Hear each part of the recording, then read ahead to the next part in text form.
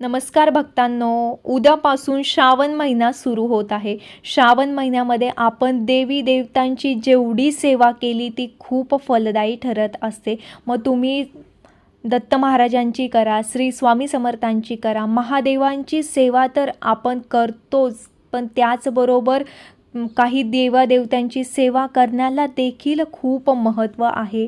बघा, श्रावण हा गुरुवारपासून सुरू होत आहे. तर गुरुवार हा दत्त महाराजा श्री स्वामी समर्थांचा वार आहे. त्यामुळे उद्याच्या गुरुवारपासून आपण श्री स्वामी समर्थांची सेवा करण्याला खूप महत्त्व आहे. श्रावण महिन्यातील गुरुवारी केलेली सेवा ही जेवढी महादेवांची सेवा करतो त्याच पटीने आपल्याला पुण्य देणारी असते. त्यामुळे या श्रावण महिन्यापासून स्वामी समर्थांच्या सेवेला सुरुवात करा. म्हणजे उद्या गुरुवारपासून स्वामी समर्थांच्या सेवेला तुम्ही सुरुवात करू शकता. तर आपल्याला काय करायचं आहे, तुम्ही 11 गुरुवार श्री स्वामी समर्थांचे व्रत करू शकता. श्रावण महिन्यापासून श्रावणात येणाऱ्या पहिल्या गुरुवारपासून हे व्रत तुम्हाला सुरू करायचे आहे. तर ते 11 गुरुवारपर्यंत तुम्हाला करायचे आहे. बघा, 11 गुरुवारपर्यंत हे व्रत केल्याने खूप काही पुण्य मिळते. आपल्या घरात असणाऱ्या सर्व अडचणी दूर होतात, सर्व अंधकार दूर होतो, घरात सुख शांती समृद्धी नांदते. त्यामुळे श्रावण महिन्यात ही सेवा आपल्याला सुरू करायची आहे. आपल्याला काय करायचे आहे, तर पहिल्याच गुरुवारपासून ही सेवा सुरू करायची आहे.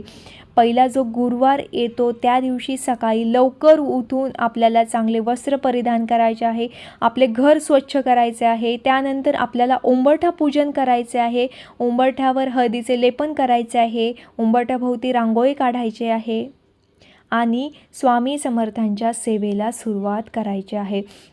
आपल्याला स्वामी समर्थांची जी सेवा आहे ती सेवा मी तुम्हाला कशी करायची ते सांगते आहे. बघा, आपल्याला ह्या गुरुवारी पूजा मांडायची आहे. पूजा कशी मांडायची आहे, तर आपल्याला एक चौरंग किंवा पाट घेऊन ही पूजा त्यावरती मांडायची आहे. एक लाल किंवा पिवळ्या रंगाचे वस्त्र त्या चौरंग किंवा पाटावरती ठेवायचे आहे. आपल्या घरातील असणारे श्री स्वामी समर्थ महाराजांची मूर्ती असेल किंवा तुमच्याकडे फोटो असेल तो फोटो घ्यायचा आहे आणि तो त्या चौरंगावरती मांडायचा आहे. त्यानंतर आपल्याला जोड विड्याचे पानं घेऊन त्यावरती तांदूळ ठेवून त्यावरती सुपारी ठेवायची आहे. ही सुपारी म्हणजे आपले गणपतीचे प्रतीक असणार आहे.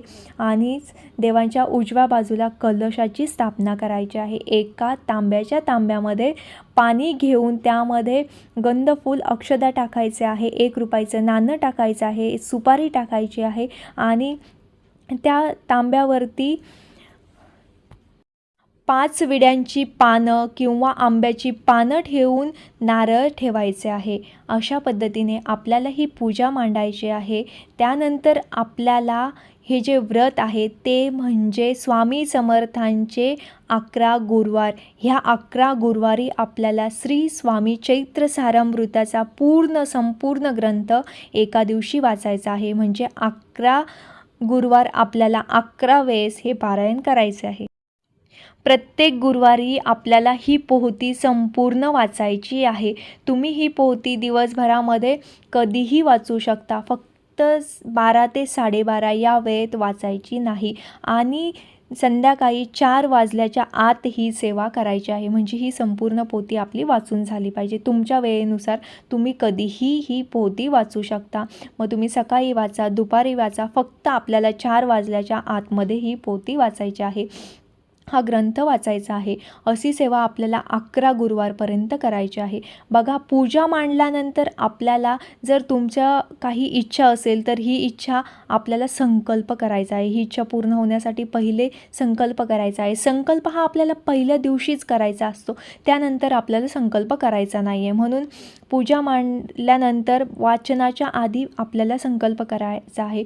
उजव्या हातामध्ये आपल्याला थोडंसं पाणी घेऊन त्यात गंधफूल अक्षदा टाकायचे आहे आणि तुमची जी काही इच्छा आहे ती इच्छा बोलायची आहे. स्वामी समर्थांसमोर आपल्याला म्हणायचं आहे की माझी ही इच्छा पूर्ण होऊ दे आणि मी तुमचे एवढे गुरुवार करणार आहे. म्हणजे 11 गुरुवार करणार आहे. तुम्हाला जर 21 गुरुवार करायचे असेल तर ते सुद्धा तुम्ही तिथे बोलू शकता. तुम्ही 21 करू शकता, 11 करू शकता किंवा 7 करू शकता. तुमच्या इच्छेनुसार तुम्हाला जेवढे गुरुवार करायचे आहे ते तुम्ही तिथे बोलायचं आहे. त्यानंतर आपली इच्छा बोलून झाल्यानंतर आपल्याला हे हातातले पाणी त्या ताम्हणामध्ये सोडून द्यायचे आहे आणि त्यानंतर हे ताम्हणातले पाणी एखाद्या ज्या ठिकाणी कुणाचेही पाय लागणार नाही त्या झाडाला टाकायचे आहे. अशा पद्धतीने आपल्याला संकल्प करायचा आहे आणि आपल्या वाचनास सुरुवात करायची आहे. संपूर्ण स्वामी चैत्र सारामृताचा ग्रंथ या दिवशी वाचायचा आहे. अशा पद्धतीने आपल्याला 11 गुरुवार करायचे आहे. आपल्याला दिवसभर उपवास धरायचा आहे. उपवास फलाहार धरा, तुम्ही निरंकार धरा, पण तुम्हाला जसं शक्य असेल तसं धरा.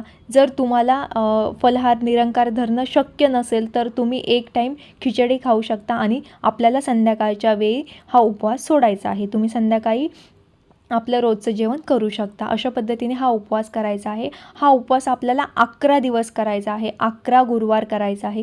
जर एखाद्या गुरुवारी तुमच्या घरामध्ये कुणाला मासिक धर्म असेल, कुणाला काही करायचं नसेल किंवा आपलं स्वतःला करायचं नसेल तर त्या दिवशी फक्त उपवास धरायचा आहे. पण हा गुरुवार आपल्या 11 गुरुवारमध्ये मोजायचा नाही आहे.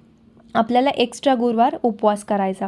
अशा पद्धतीने 11 गुरुवार हे व्रत करायचे आहे आणि हे व्रत विशेष म्हणजे श्रावण महिन्यात आपण त्याची सुरुवात करतो आहे, त्यामुळे हे खूप महत्त्वाचे आहे. त्यानंतर आपण बघा वर्षभर तर गुरुवार करतच असतो, आपण हे व्रत कधीही करू शकतो, पण श्रावण महिन्यात ही सेवा सुरू करण्याला खूप महत्त्व आहे. त्यामुळे श्रावण महिन्यामध्ये ही सेवा सुरुवात करा. जर तुमच्या पहिल्या श्रावण महिन्यामध्ये तुम्हाला पहिल्या गुरुवारी जर काही अडचण असेल, पहिल्या गुरुवारी जर जमलं नाही तर तुम्ही दुसऱ्या श्रावण महिन्यातल्या दुसऱ्या गुरुवारपासून देखील हे व्रत सुरू करू शकता. तुमच्या इच्छेनुसार तुम्ही हे व्रत सुरू करू शकता, पण श्रावण महिन्यातच सुरू करा, कारण श्रावण महिन्यामध्ये सेवा सुरू करण्याला खूप असे महत्त्व आहे. त्यामुळे श्रावण महिन्यातच ह्या व्रताला सुरुवात करा. बघा, हे 11 गुरुवार झाल्यानंतर आपल्याला 11व्या गुरुवारीच आपल्याला हे उद्यापन करायचं आहे. उद्यापन कसे करायचे बघा, ज्याप्रमाणे आपण सर्व गुरुवार धरले तसाच उपवास आपल्याला शेवटच्या 11व्या गुरुवारी देखील करायचा आहे.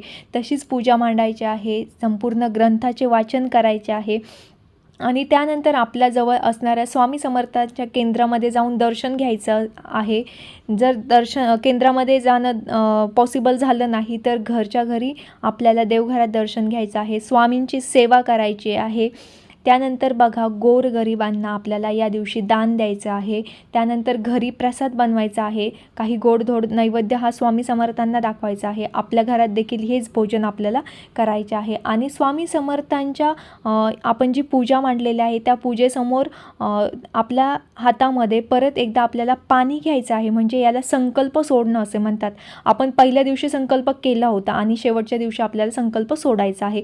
तर सेम पद्धत आपल्याला करायची आहे. उजव्या हातामध्ये आपल्याला थोडंसं पाणी घेऊन त्यात गंधफूल अक्षता टाकायचे आहे आणि आपल्याला म्हणायचं आहे, श्री स्वामी समर्थ महाराज, मी तुमचे एवढे गुरुवार केले आहे आणि हे गुरुवार माझे पूर्ण झाले आहे, मी उद्यापन देखील केले आहे, असं स्वामी समर्थांना आपल्याला सांगायचं आहे. आणि ते पाणी पुन्हा एकदा आपल्याला त्या ताम्हणामध्ये टाकायचे आहे आणि ते आपल्याला जिथे आपले पाय लागणार नाही, कोणीही जात नाही अशा ठिकाणी हे पाणी आपल्याला टाकून द्यायचे आहे. शक्यतो हे झाडाला टाकावे, कारण झाडाखाली कोणी जात नसतं, त्यामुळे हे पाणी आपल्याला झाडाजवळ टाकायचे आहे. अशा पद्धतीने आपलं उद्यापन होते आणि 11 गुरुवार हे व्रत आपले संपते. व्हिडिओ आवडला असेल तर लाईक करा आणि अशाच नवनवीन व्हिडिओ बघण्यासाठी आपल्या चॅनलला नक्की सबस्क्राईब करा. श्री स्वामी समर्थ.